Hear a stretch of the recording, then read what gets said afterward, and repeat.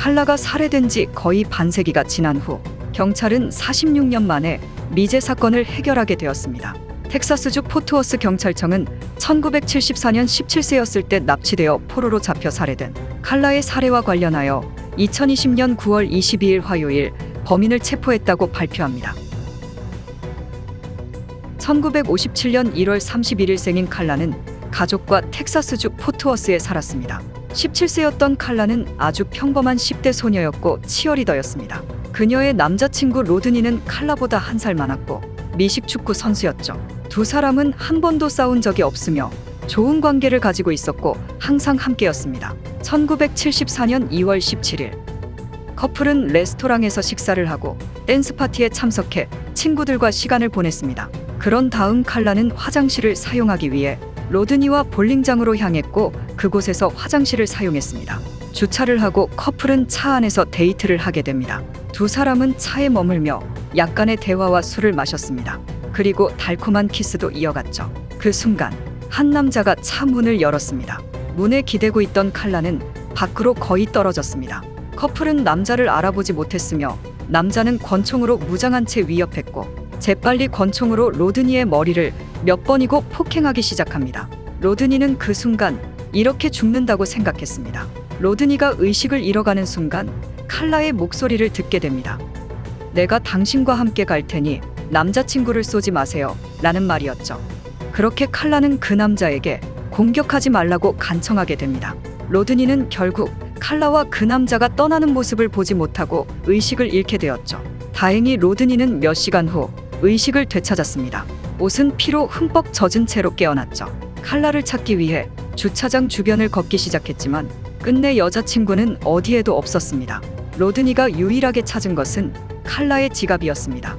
그런 다음 그는 필사적으로 칼라의 부모님 집으로 운전했습니다. 로드니는 문을 세게 두드렸고 초인종을 눌렀죠. 문을 열었을 때 칼라의 가족이 본 로드니의 모습은 거의 패닉 상태에 빠져 있었습니다. 로드니는 칼라 가족에게 무슨 일이 일어났는지 말하게 됩니다. 칼라의 어머니는 급히 응급실에 전화를 걸어 로드니는 결국 그날 밤늦게 병원에 가게 되었습니다. 칼라의 아버지는 차를 타고 볼링장 주차장으로 향했죠. 이때 경찰에 신고도 하게 됩니다. 칼라의 아버지는 볼링장의 문을 두드렸지만 볼링장은 이미 문을 닫은 상태였습니다. 수색은 빠르게 진행되었습니다. 자동차와 말을 타고 심지어 헬리콥터까지 동원되었죠. 주변 모든 곳에서 수색은 시작되었습니다. 처음 48시간 동안은 단서나 전화 한 통조차 없었습니다. 그녀의 가족은 위기에 처했습니다. 범행 72시간 후 칼라가 있던 곳에서 약 30km 떨어진 벤브룩 호수 근처에 배수로와 목초지를 수색하던 2명의 경찰관이 부분적으로 옷을 입은 시신을 발견하게 됩니다. 칼라의 부모님은 시신을 보기도 전에 현장에 흩어져 있는 장신구로 시신을 식별할 수 있었습니다. 어머니는 비명을 질렀고 남자친구는 소식을 듣고 쓰러졌습니다. 부검 결과 그녀는 2일 동안 고문과 성폭행을 당했고 사망 원인은 교살이었습니다.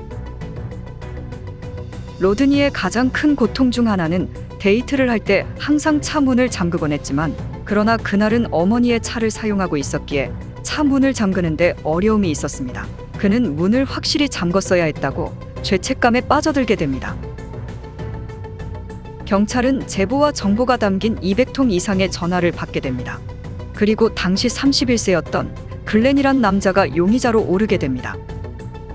범죄 현장에서 발견된 탄창과 일치하는 총을 소유하고 있었기 때문입니다.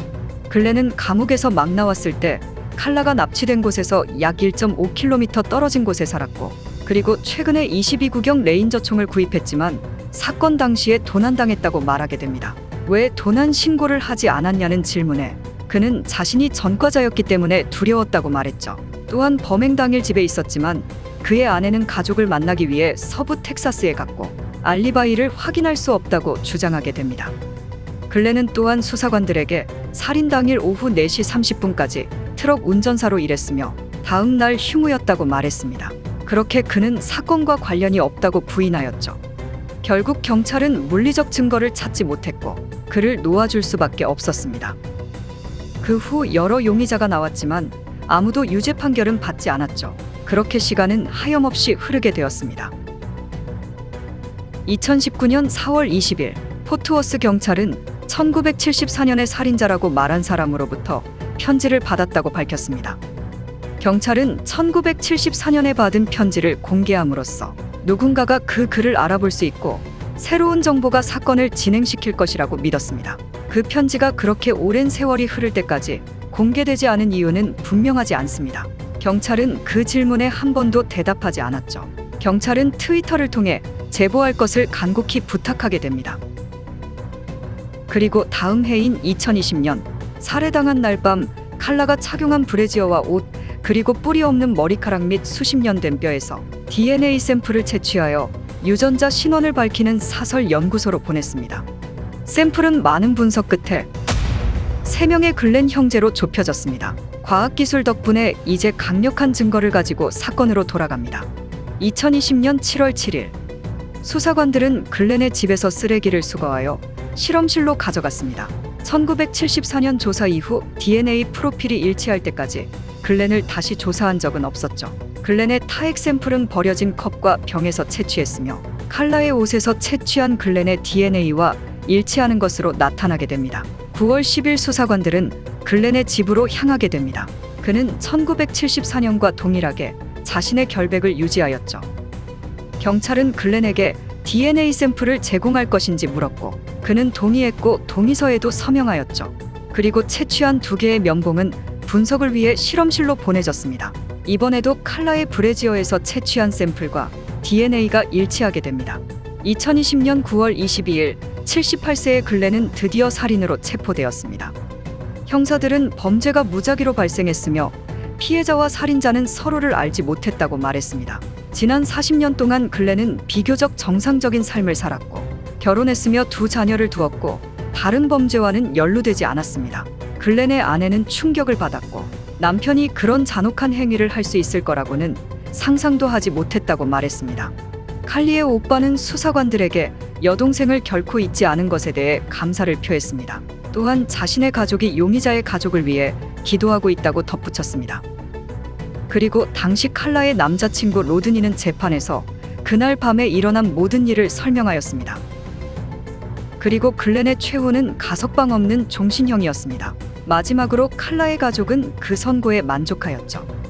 46년 5개월 3일 만에 범인은 잡혔듯 완전 범죄는 없을 것입니다. 그리고 과학기술은 점점 범죄자들을 압박해 갈 것입니다. 시청해 주셔서 감사합니다.